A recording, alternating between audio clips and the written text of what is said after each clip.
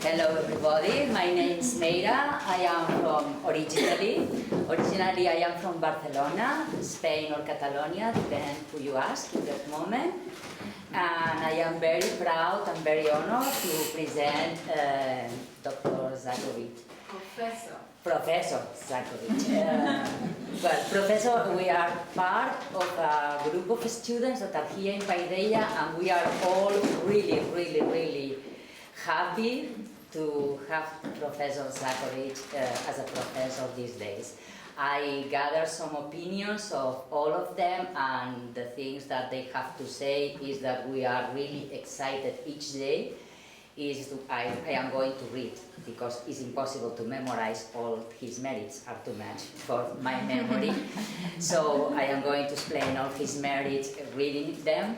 But to say what the people of Paideia, that we come from all the countries of Europe, and it's a class that is a little class, but it's difficult because our English is not perfect, we don't have Hebrew, as a special class in this sense, and we all are really in love with Professor Zakovitch. We can say that because it's not only me.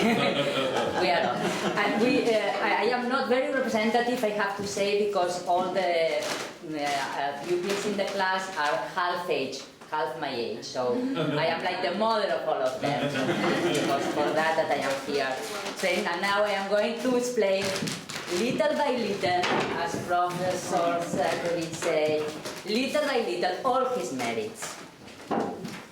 Okay, Yair Zakovitch is Father Takeji, Professor of Bible of the Hebrew University of Jerusalem, Stella, and Professor of Jewish Peoplehood Interdisciplinary Center in Herzliya. He is also visiting lecturer in the University of Pennsylvania, UC, at Berkeley, and visiting associate at Harvard University. He is author of many articles, many research, and also 8 books, some of them very well-known bestsellers like From God to God or Jacob, Unexpected Patriarch. And his last bestseller, That's Not What the Bible Says. And precisely is this what he is teaching us, that that's not what the Bible says, and exactly what the Bible says, and is what he is going to do now. Thank you very much.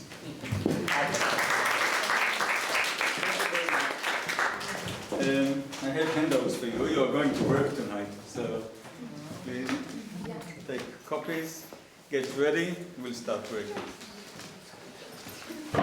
So good evening, it's a pleasure to be here tonight, and the topic for tonight, as you very well know, is the Jewish Big Bang, the gradual expansion of the Hebrew Bible. If you expect me to speak about theories of creation, how this world came into being, I'm going to disappoint you. You can leave right now, ask for your money back, because I'm going to speak only about the Bible and about the canon.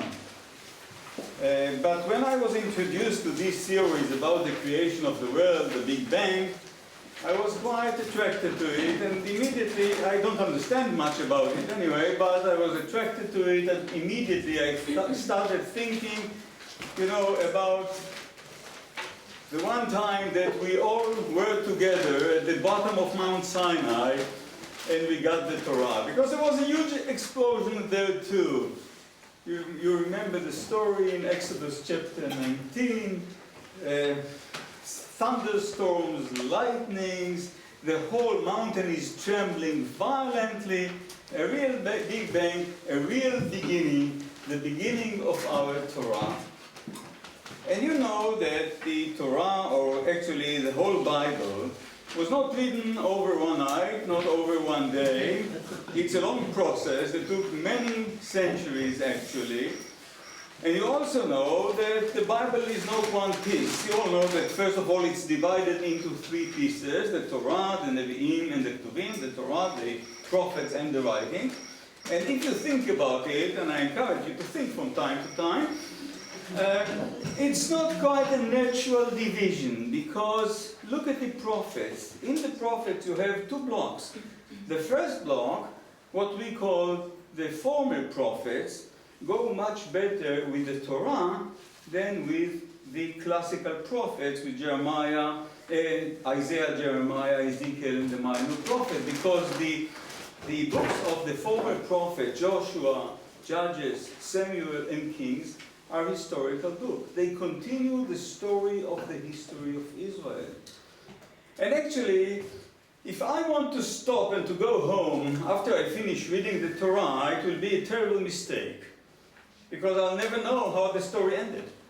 Because you end by reading the Torah, you are standing on the very edge of the promised land, and you'll never know if you are going to enter or not. And the more so, if you think about it, in the book of Deuteronomy, for instance, there is a great riddle presented to us. We are being told again and again that at some point God is going to choose a place, one place, in which He'll dwell His name. And who knows what place it is. One can think it's Stockholm or Jerusalem or Petah Tikva. And only when you read the prophetic books and the writings, you understand that we are talking about Jerusalem. So without at least continuing into the former prophets, the story is not over. But at some point, the Torah was divided, separated from the former prophets, and I think that the reason for this separation is quite clear, because there is something very special about the Torah. Only in the Torah you have laws. All the laws that were given to us can be found in the Torah, from Exodus to Deuteronomy. And you can ask yourselves why all the laws are there, and why don't we get more laws later on? Actually, we are very lucky not to get more laws. We have quite enough. But the reason, or the reasons that all laws were given to us in the Torah can be first of all, after leaving Egypt, we should at least feel very grateful to God for the great deeds He has done for us, the great miracles He performed for us. That's the time to pay back. And if you think about the first commandment, I am the Lord your God who brought you out of the land of Egypt, the house of bondage, that's His declaration, and now please pay. And now please observe my mitzvot, my laws. Another good reason to give us all the laws in the wilderness is we are about, in 40 years, we are about to enter our own country, and when we enter the country, we will have to behave like a normal society.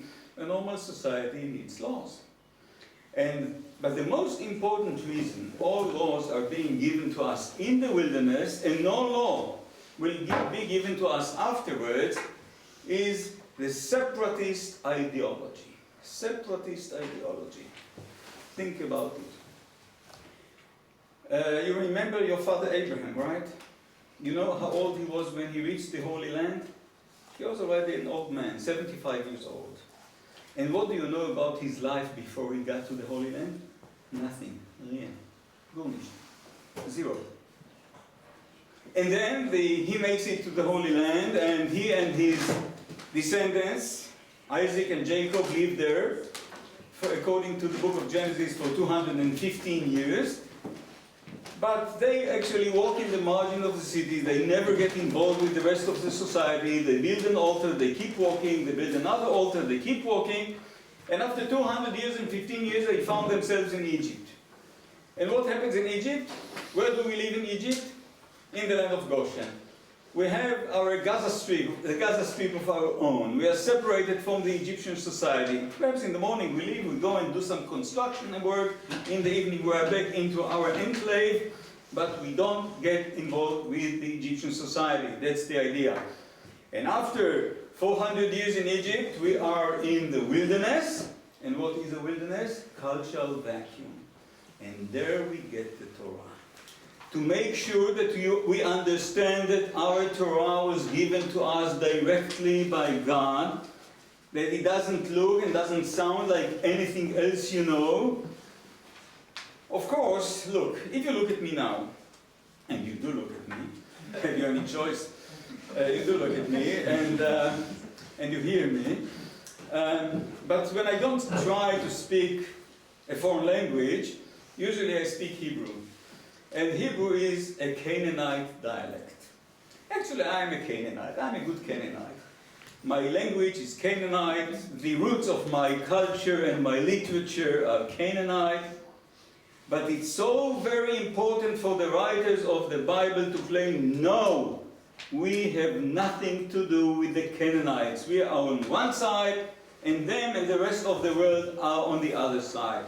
In order to prevent us from getting together with them, from marrying them, from worshipping their idols, it was so very important to put a clear borderline between us and them. All the laws were given to us in the wilderness. All our laws are divine.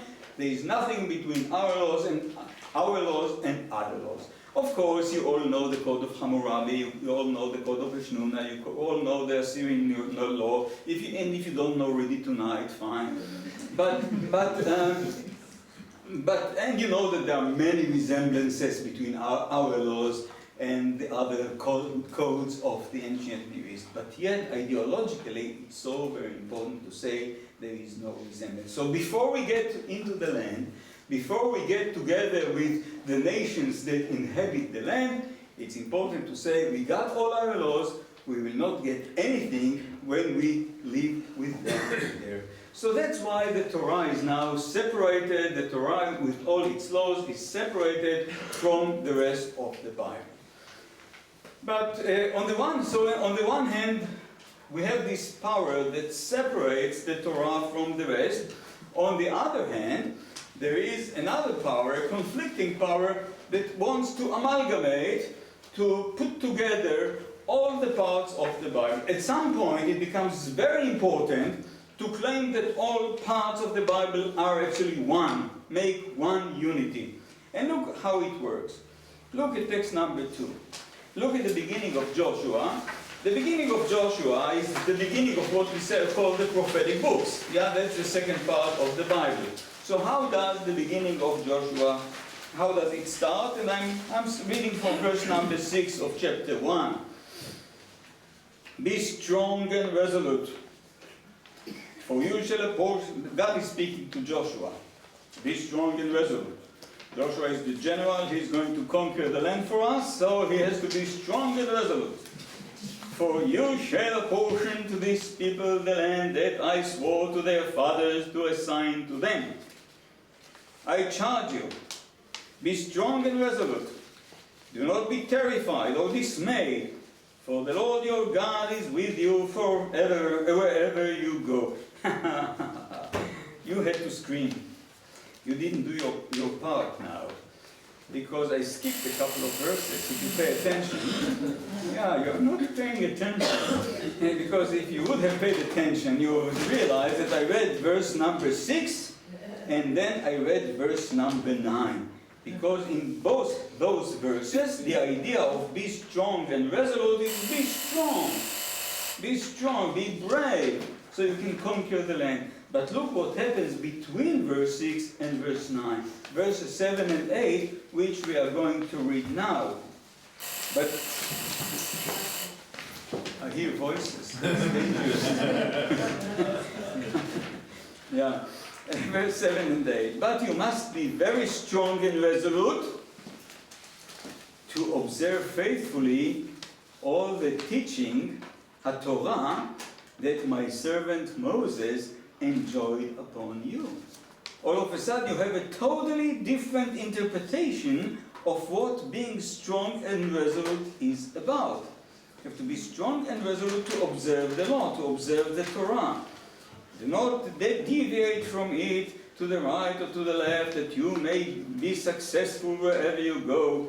Let not this book of the teaching, Sefer HaTorah, cease from your lips, but recite it day and night, so that you may observe faithfully all that is written in it. Only then will you prosper in your undertakings, and only then will you be successful.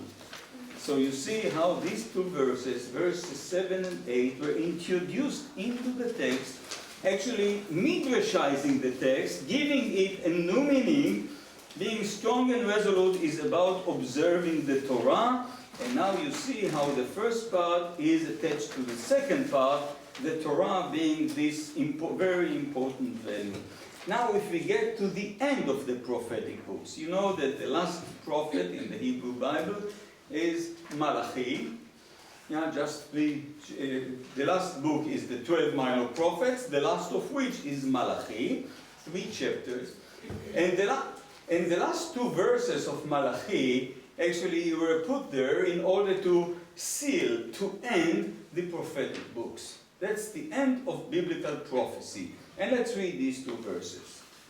Be mindful of the teaching of my servant Moses. Zichru Torat Moshe Avdi. Again, very similar to what we saw in the beginning of the book of Joshua.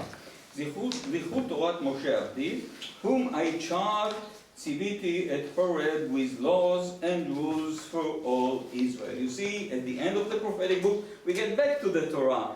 Don't forget the Torah, observe the Torah. What you don't know yet, but we'll know within 30 seconds, that here starts a major revolution.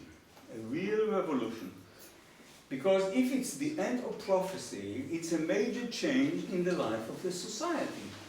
Until now, we were like children. We have mommy and daddy.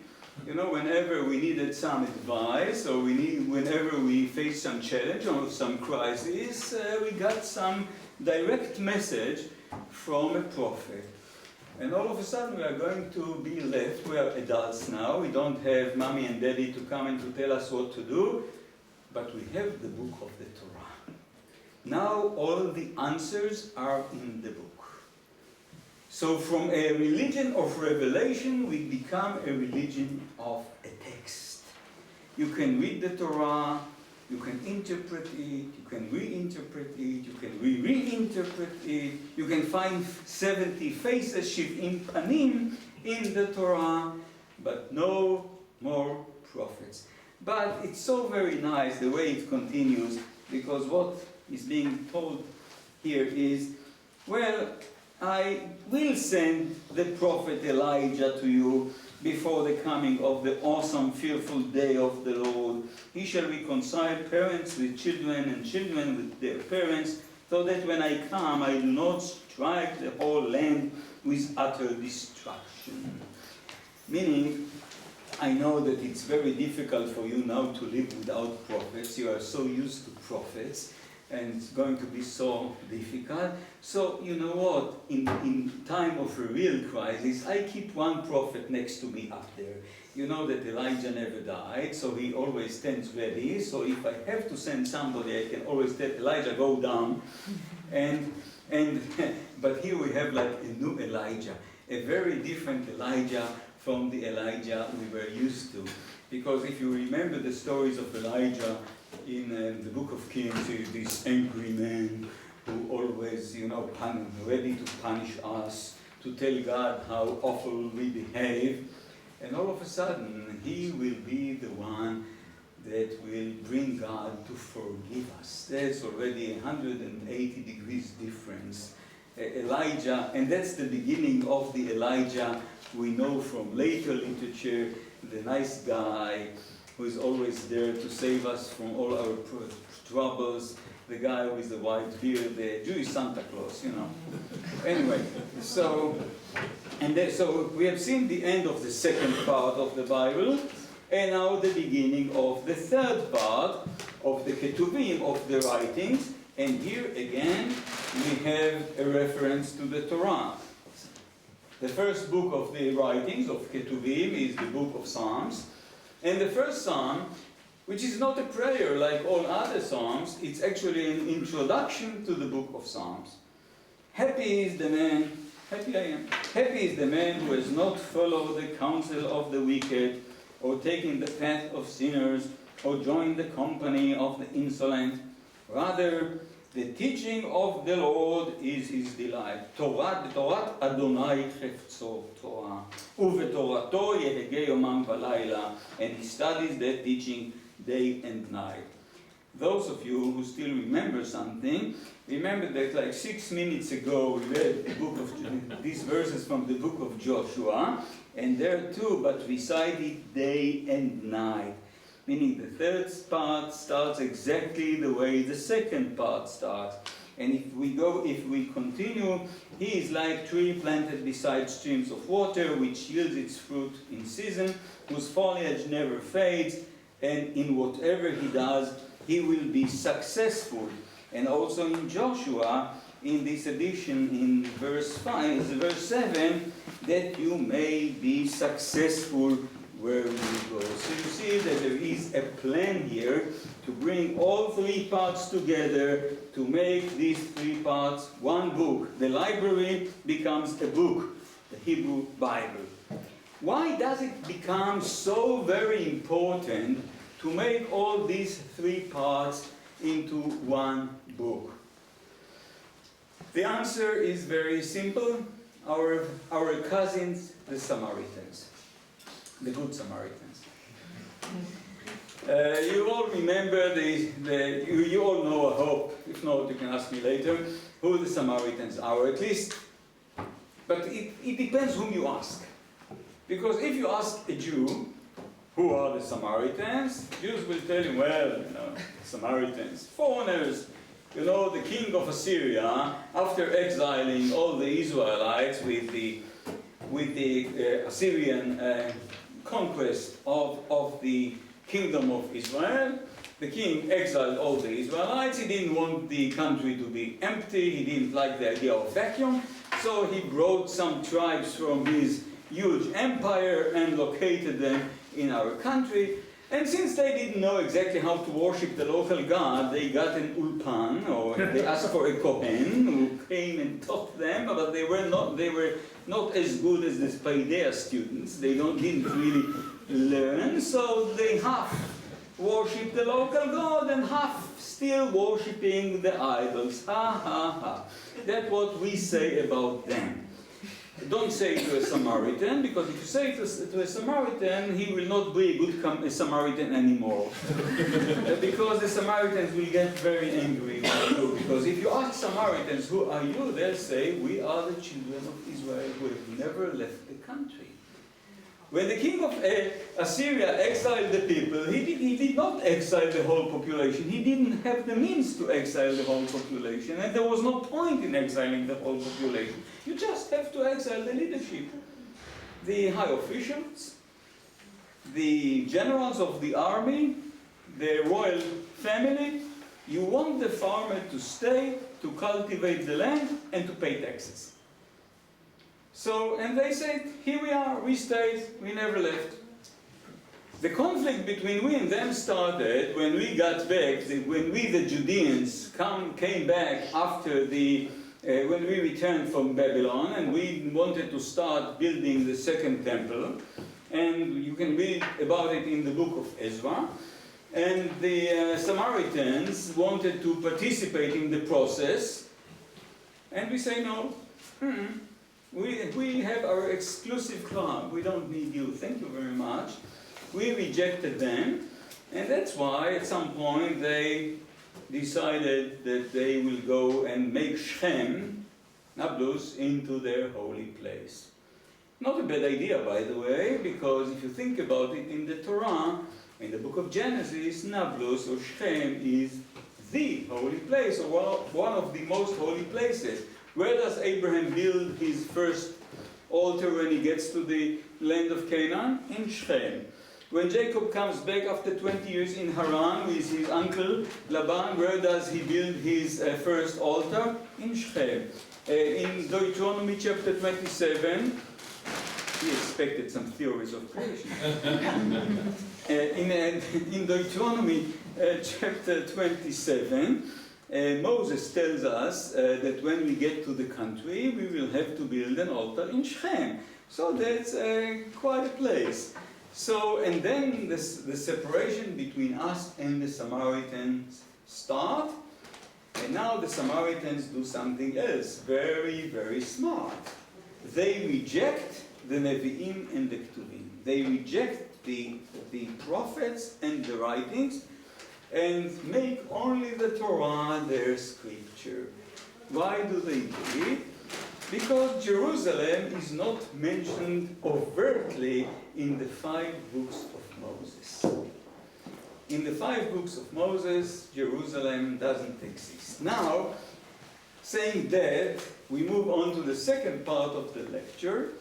which is the borders of your canon define the way you interpret the texts. Let's see what the difference between us and the Samaritans interpreting some verses. Look at B, text 1. In King Melchizedek of Salem, in the book of Genesis chapter 14, verse 18 to 20, we have a short episode about the King Melchizedek of Salem brought out bread and wine. He was priest of God Most High. He blessed him, meaning Abraham, saying, "Blessed be Abraham of God Most High, creator of heaven and earth, and blessed be God Most High, who has delivered your foes into your hand." And Abraham gave him a tenth of everything. Abraham is giving a tithe to this king of Shalem. By doing it, he actually admits that this is a holy place. But what is this place? Where is this place? Well, again, it depends who you ask. Because if you ask me, I'm a Jew, I'll say that it's Jerusalem. Because look at text number 3 in the book of Psalms. Psalm 76, verse 3, Shalem became his abode, Zion his den. We have an equation. Shalem is Zion. No problem. I have a proof. Haha, I have a proof text to prove my point. But if the Samaritans do not accept the prophets and the writings, the book of Psalms means nothing to them. It's not so. They can claim that Shalem is actually another name for Shem. And how do they do it? Look at text number 2. Text number 2, the problem is that you are going to read it in English.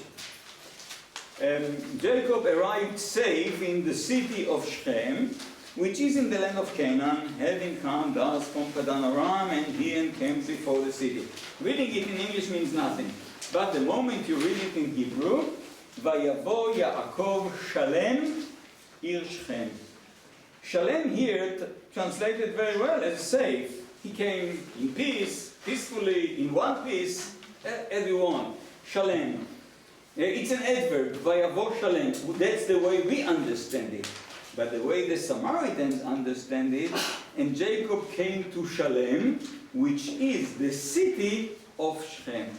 Can you say that they are wrong? No.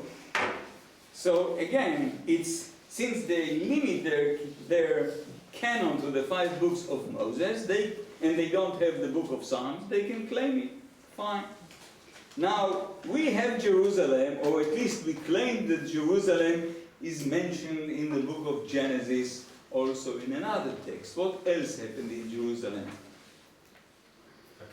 The Akedah, the binding of Isaac. And we say that the binding of Isaac took place in Jerusalem.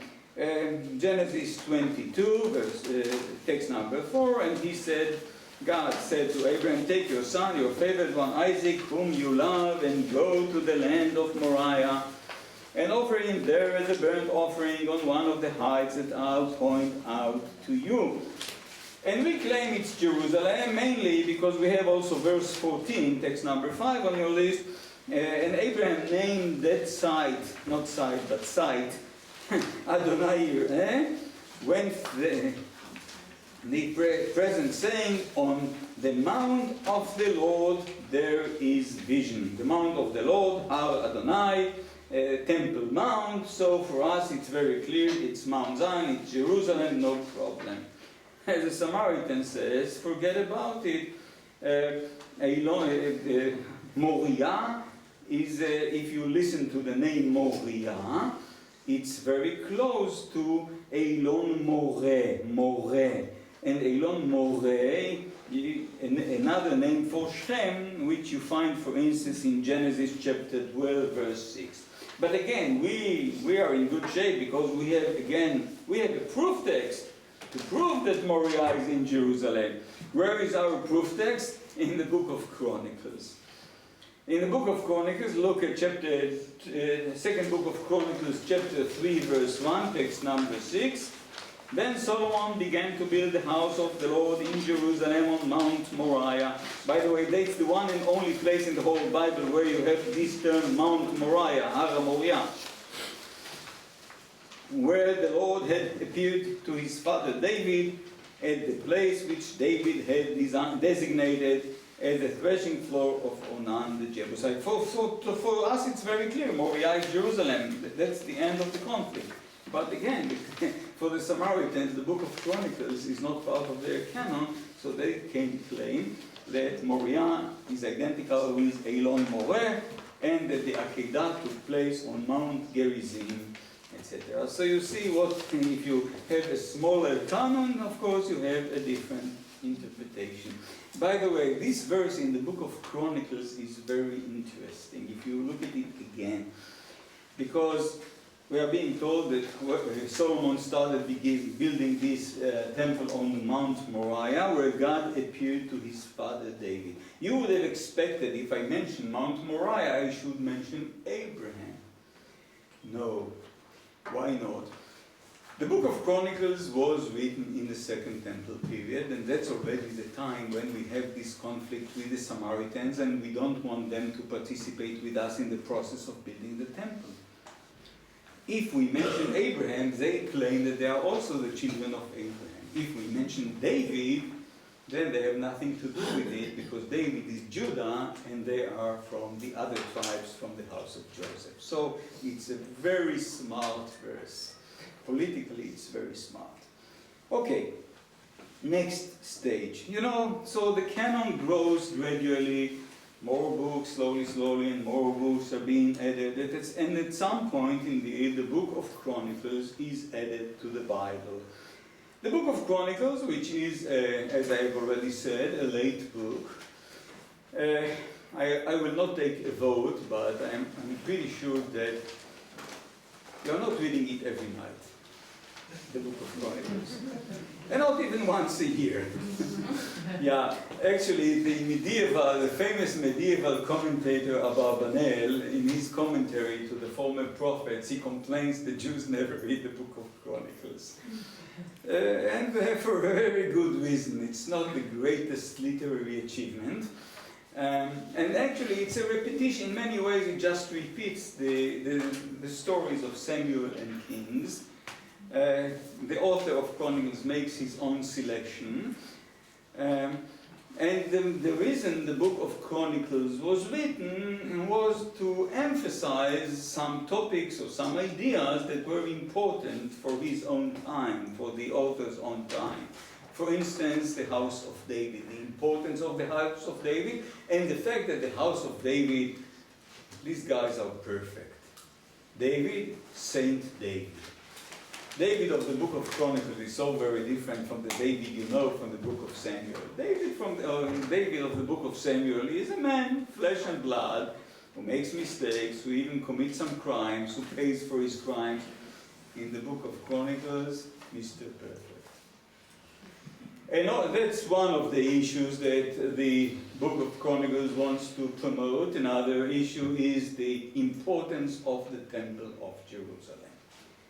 The Temple of Jerusalem is the most important thing in this book, and David is the one, according to Chronicles, who promotes this temple. He did not complete the job, he was not allowed to build it, but he made all the preparations. He was the fundraiser, he was the architect, he was the engineer, he was everything, but his son Solomon completed the job, very similar to what we have between the Torah and Joshua, that Moses brings us to the edge of the Holy Land, but Joshua is the one who brings us into the country. So that's the book of Chronicles. So the moment one wants to add the book of Chronicles to the Bible, I imagine the person like going with his manuscript to the publisher, very proud of himself, wants to promote his book, and the publisher for some reason accepted the book, perhaps he had connections, and look how the book of Chronicles ends. See number 1, 2 Chronicles chapter 36, verses 22-23. And in the first year of King Cyrus of Persia, When the word of the Lord spoken by Jeremiah was fulfilled, the Lord roused the spirit of King Cyrus of Persia to issue a proclamation throughout his realm by word of mouth and in writing as follows. Thou said, King Cyrus of Persia, the Lord God of heaven has given me all the kingdoms of the earth, and has charged me with building him a house in Jerusalem, which is in Judah. Any one of you of all his people, may the Lord his God be with him, and let him go up. That's how it ends. It ends with good news, of course, that Cyrus lets us get back to Jerusalem and build the country. It's a very Zionist ending. It ends with the word Vayal.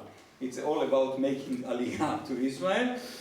And but where is this paragraph taken from? This paragraph is the first paragraph of the book of Ezra.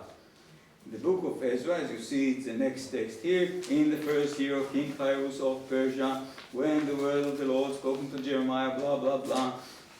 So, if you want to attach a book if you want to introduce a new book, make sure it's well attached to a text which is already there. And that's what happens. Now, another book, another very late book, the book of Daniel. The book of Daniel, which is like the latest book that made it into the Hebrew canon. Afterwards, the publisher was not in business anymore. So the book of Daniel was the last one to enter the Hebrew Bible. And one of the reasons, because the book of Daniel is a very complicated book. It's actually composed of two different halves. One half is stories about Daniel and his comrades, how they were exiled from Jerusalem, educated in the royal palace in Babylon, and made it into the court of Nebuchadnezzar, where they were high in the government. Daniel himself became like a Joseph, number 2 to the king. So it's a very good story for Jews in diaspora to know that their person is like number 2 in the kingdom. Very consoling. Yeah, like Henry Kissinger. Something like that.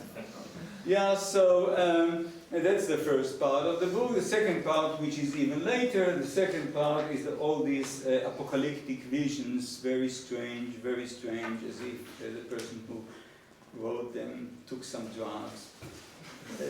Very similar also to the apocalypse in the New Testament. I find it very difficult to read these apocalyptic visions. Anyway, and the apocalyptic visions were written only in the Second Temple BCE, around the year 160 in the Hashmonean period. Anyway, but putting these two halves together and then introducing them into the Bible, how do you do it? So, first of all, as I said, this book fills a gap, because we have almost nothing between the time we were exiled from the country until we get back into the country. All we have is perhaps the book of Esther, but nothing else. So, these stories fill the gap. How?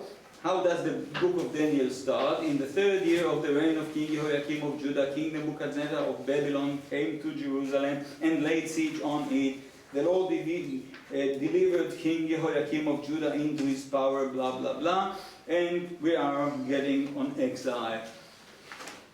But how does that first chapter end? Look now at verse 21 of the very same chapter. Daniel was there until the 1st year of King Cyrus.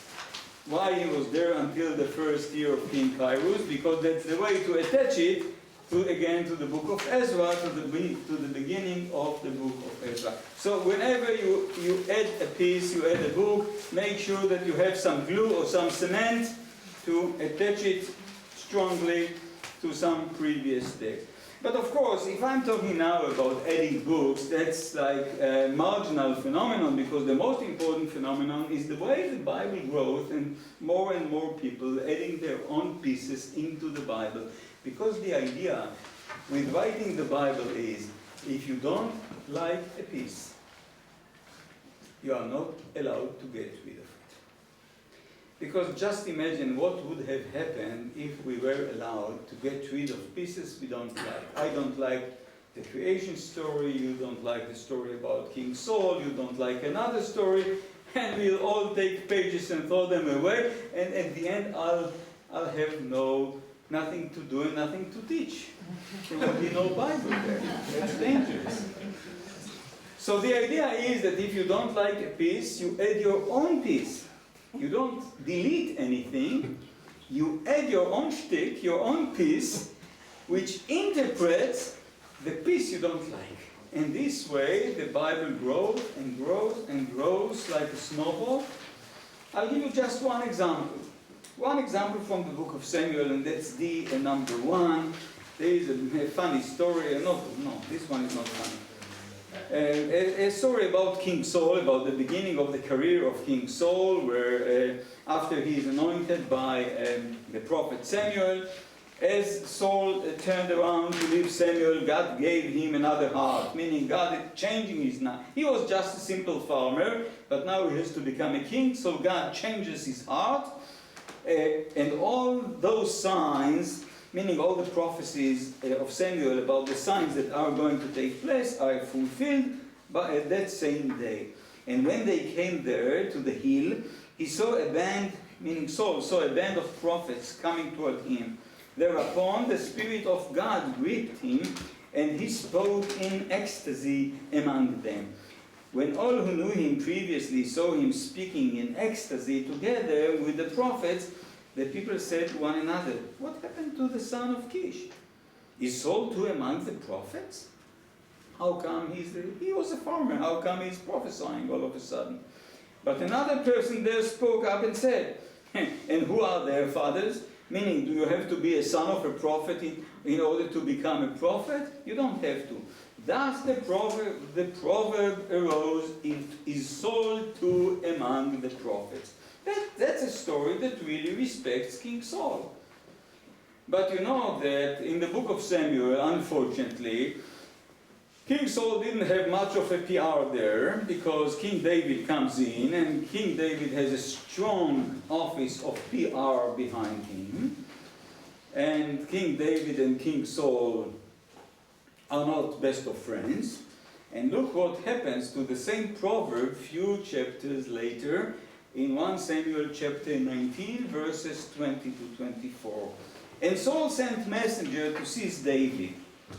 They saw a band of prophets speaking in ecstasy, with Samuel standing as their leader. And the Spirit of God came upon Saul's messengers, and they too began to speak in ecstasy." Meaning they could not catch Saul because they could not catch David, because they started prophesying. And Saul does not get the message. When Saul was told about this, he sent other messengers, but they were too spoke in ecstasy. So Saul sent a third group of messengers, and they too spoke in ecstasy. So he himself went to. It's already so funny. Why don't you laugh? You know, there's so much humor in the Bible. You should not be afraid to laugh. You know, it's a holy book, so we're afraid to laugh, but there's so much humor there. Anyway, so he himself went to Ramah. When he came to the great cistern at Sehu, he asked, "Where is Samuel and David?" and was told that they were in Nayot in Ramah. He was on his way there to Nayot in Ramah when the Spirit of God came upon him too. And he walked on, speaking in ecstasy, until he reached Nayot in Ramah.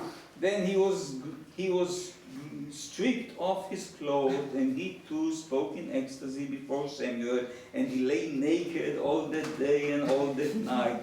That is why people say, "Is Saul too among the prophets?" Now you don't remember, or at least you are not that impressed with the first story, because you are under the strong impression of the second interpretation of this story. Now think about the stage, we move on, and think about the stage now that the historical books, the books of the Torah and the former prophets now are attached to the books of the classical prophets.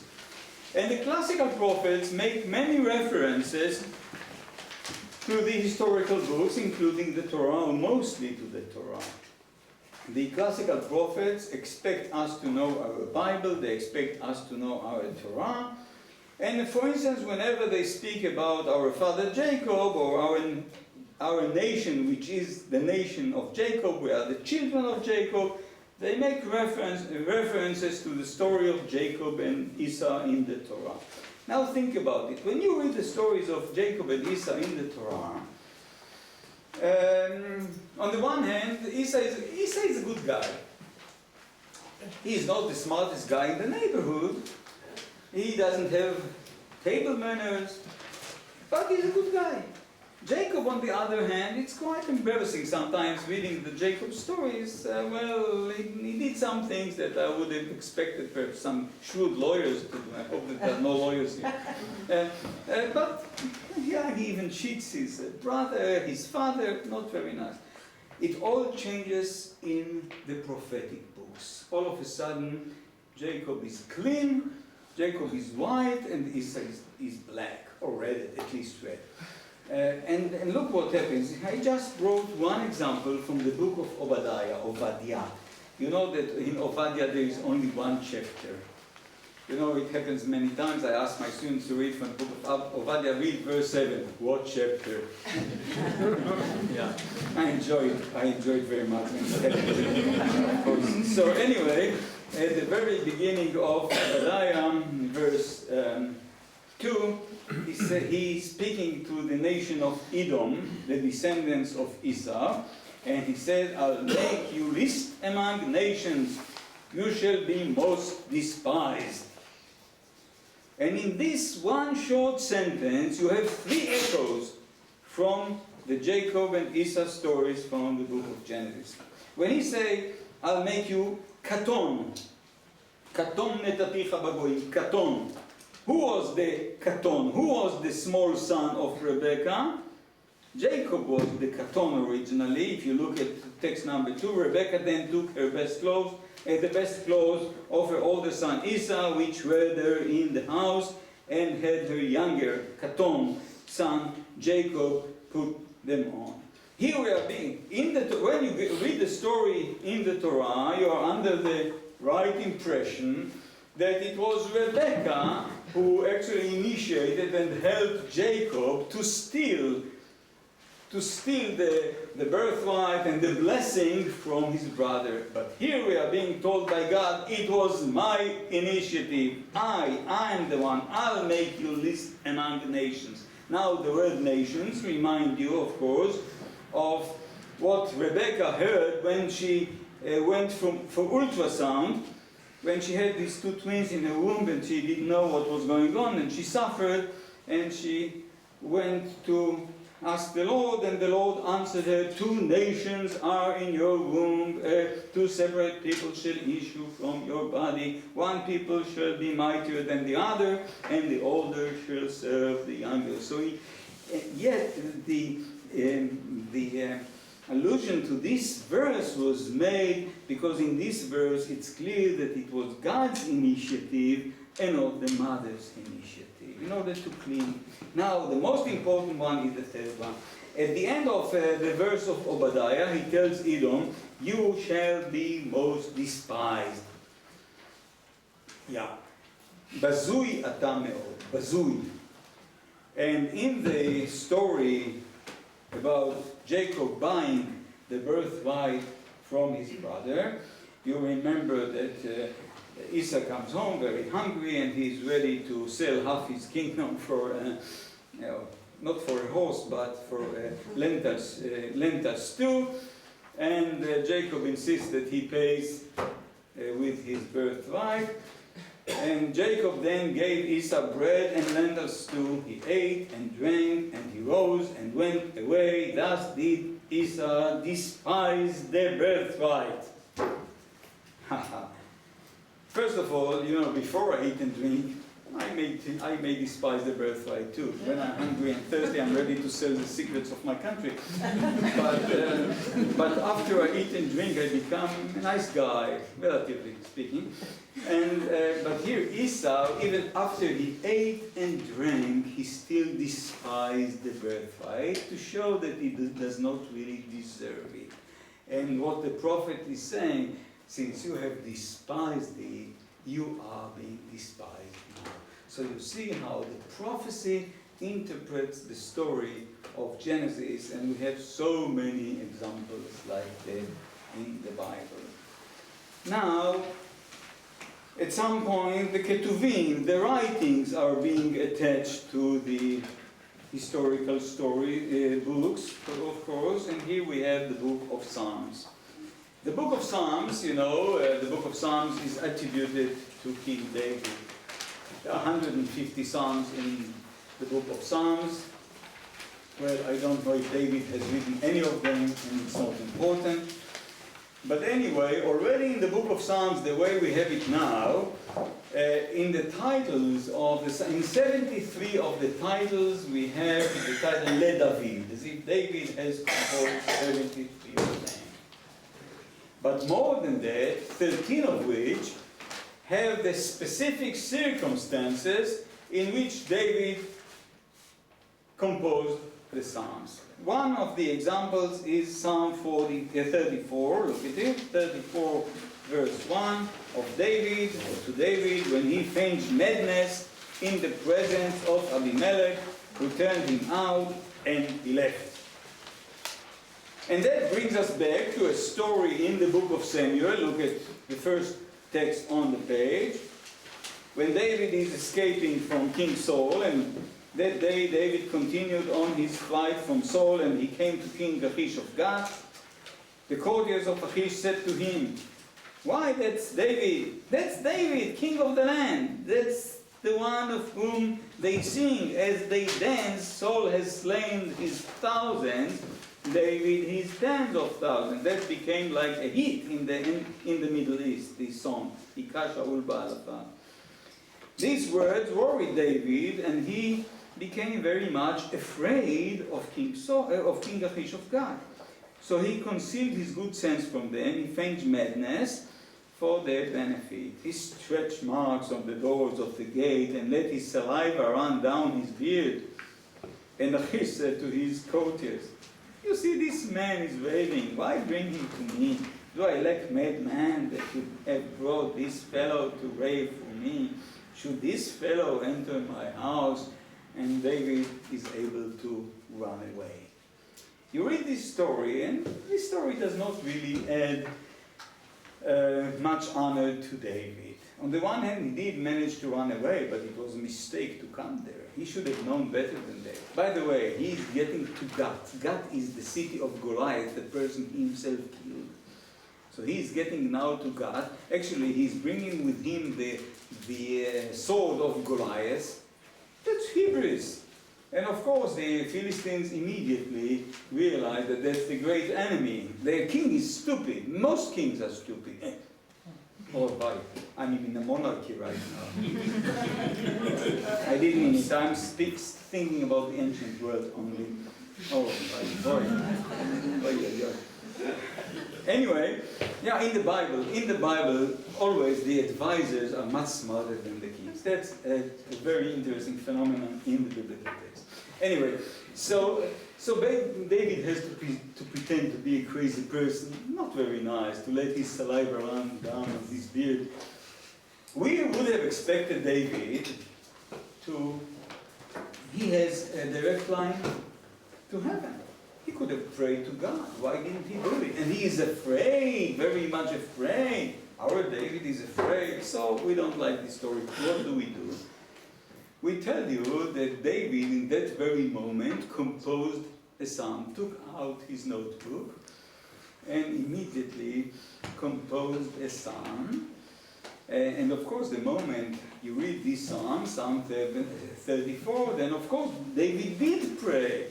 It's just not in the book of Samuel. We just put the prayer somewhere else in the book of Psalms. But now you're expected to bring the two together and to know that David did pray. And if you read a few verses from this psalm, I glory in the Lord, let the lowly hear and rejoice, blah, blah, blah. The angel of the Lord camps around those who fear him and rescues them. He is not afraid of the king, he fears God.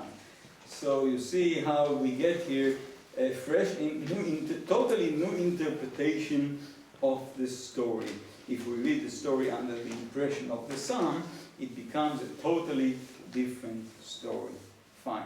Now, I've talked about the smallest canon, the canon of the Samaritans, but you know that there are many different canons. There is the difference of the Jewish community of Alexandria, the Septuagint, which served as the base for the Old Testament, which has in it many books that were not accepted into the Hebrew Bible. You have the canon of Qumran, which I don't know for sure what are the books in the canon of the community of Qumran, but I can guess. I'm very good in guessing, because I don't have to prove anything. And for instance, in Qumran we found 16 copies of the Book of Jubilees. In the Dead Sea Scrolls, there are 16 copies of the Book of Jubilees, which makes it very clear that for them it was like the book, very, very important, very holy book. Of course, we could not accept it because its halakha, its law, is very different from our halakha, from our law. Their calendar is the solar calendar and not our lunar calendar. So of course we could not accept it, but for them it was the book. So their canon is a different one. And if you read, I didn't bring here any example from the Book of Jubilees, but the Book of Jubilees retells the stories of Genesis and Exodus. From the day one of creation until the day Moses is standing up on the mountain to get the Torah. And if you read the stories of Genesis through the eyes of the Book of Jubilees, these are totally different stories, they're totally different approach. If you think that Jacob didn't behave very well when you read the Book of Genesis, oh, he did behave very well according to the Book of Jubilees. If you think that Judah did not behave very well with Tamar in Genesis 38, you are wrong. He behaved really well if you read the story through the eyes of the Book of Jubilee. And of course there is the largest canon, the Christian canon, which has within it the New Testament.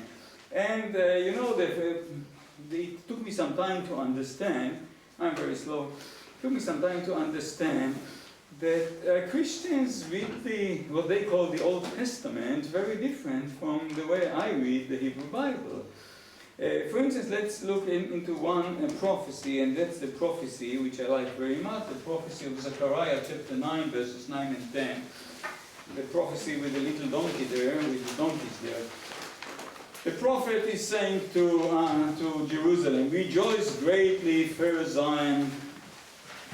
Rejoice greatly, fair Zion. Raise a shout, fair Jerusalem." As if Jerusalem is like a lady that now is welcoming the victorious king.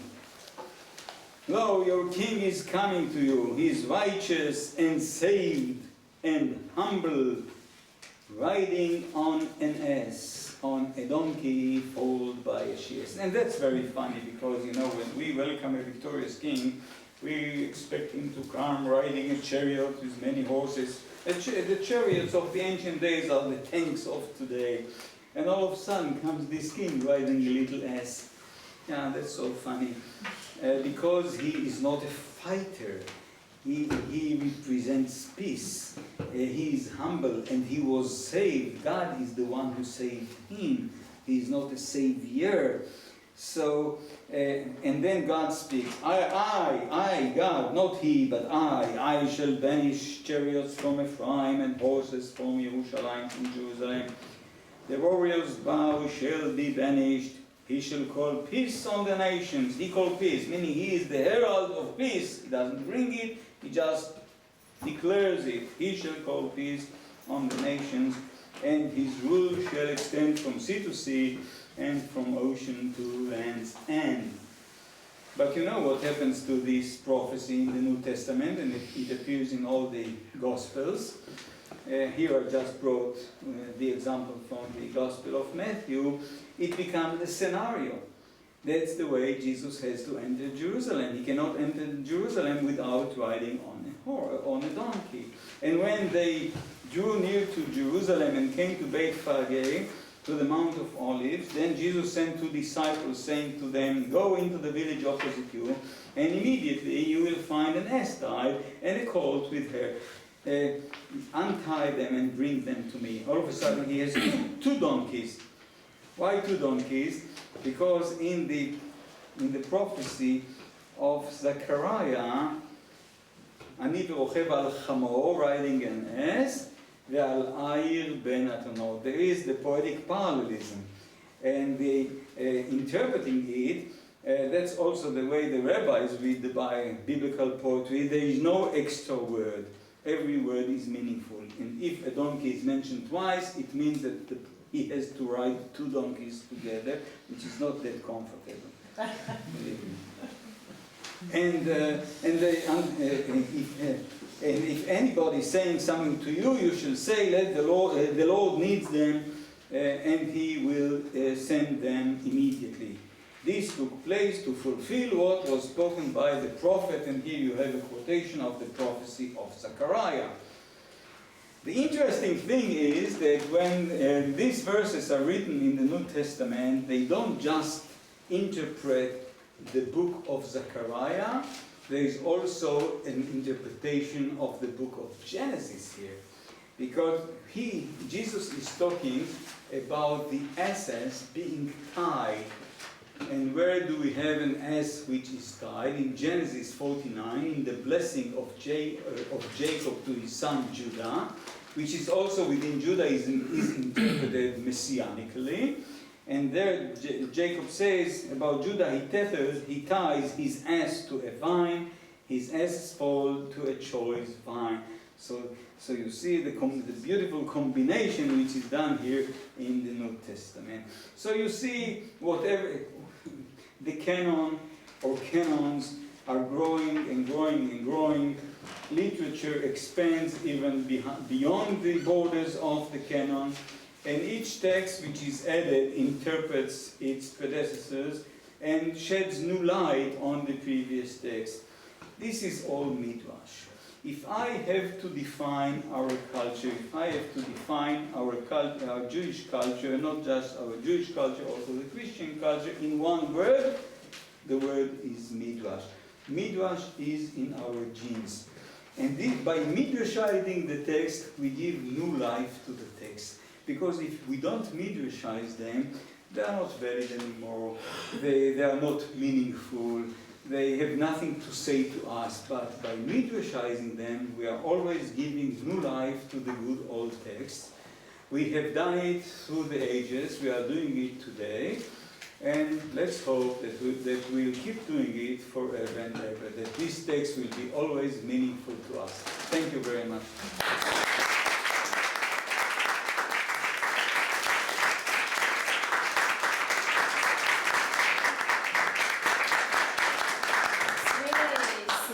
Small, because luckily we have Professor Zakovitch for another week. I hope you know that.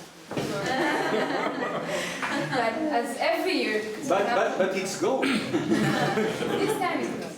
But we have Professor Zakovitch for so many years coming to Paideia, and he's one of the best scholars we have here. And thank you so much. I think we all really enjoy the lectures. If there are questions? Yeah, please. Yes, you said that one text adds or interprets an older text. Yeah. Does it happen that the new text contradicts an older text? Of course. Even examples. Yeah, of course. But even a contradiction is an interpretation. Even when you don't agree with the text, you are still interpreting the old text. That's the way to get rid of the textual. That's the way to get rid of it without getting rid of it. Create your truth, and to create your interpretation and your own truth. Yeah. More questions? Yes. It seems, as you told, that the new text also are some sort of rescue operation. The bad guy becomes a good guy, he's not so mean anymore. Yeah. But there was one thing that I was wondering about, and that's the story about the twins. About? The twins. Yeah. In the first version, Rebecca could ask why is she preferring one son from the other. In the next interpretation, as you told, it was God's will. Yes, in a way it was God's will, but she shouldn't have done it anyway. Because if you understand the prophecy she heard correctly, this prophecy actually sounds like one of the prophecies of the Pythia from Delphi. Because the words Verav Ya'avod Tza'ir can be understood in two contradicting ways. Of course, the English translators had to choose. When you translate the text, you have to choose one way and not the other.